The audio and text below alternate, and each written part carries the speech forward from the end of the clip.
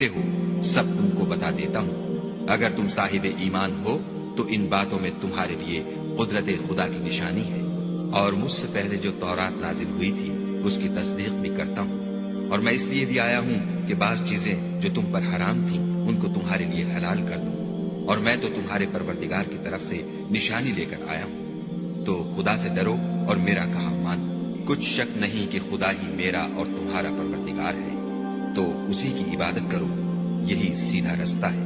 जब ईसा ने उनकी तरफ से नाफरमानी और नियत कत्ल देखी तो कहने लगे कि कोई है जो खुदा का तरफदार और मेरा मददगार हो।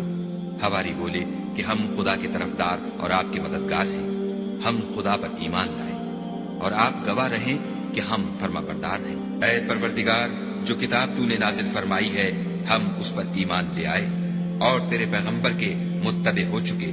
तू हमको मानने वालों में लिख रख। और वो यानी यहूद कत्ल ईसा के बारे में एक चाल चले, और खुदा भी ईसा को बचाने के लिए चाल चला, और खुदा खूब चाल चलने वाला है। उस वक्त खुदा ने फरमाया कि ईसा, मैं तुम्हारी दुनिया में रहने की मुद्दत पूरी करके तुमको अपनी तरफ उठा लूंगा और तुम्हें काफिरों की सोहबत से पाक कर दूंगा, और जो लोग तुम्हारी पैरवी करेंगे उनको काफिरों पर कयामत तक फायक व गालिब रखूंगा। फिर तुम सब मेरे पास लौट कर आओगे, तो जिन बातों में तुम इख्तलाफ करते थे उस दिन तुम में उनका फैसला कर दूंगा। यानी जो काफिर हुए उनको दुनिया और आखिरत दोनों में सख्त अजाब दूंगा, और उनका कोई मददगार न होगा। और जो ईमान लाए और अमल नेक करते रहे उनको खुदा पूरा पूरा सिला देगा, और खुदा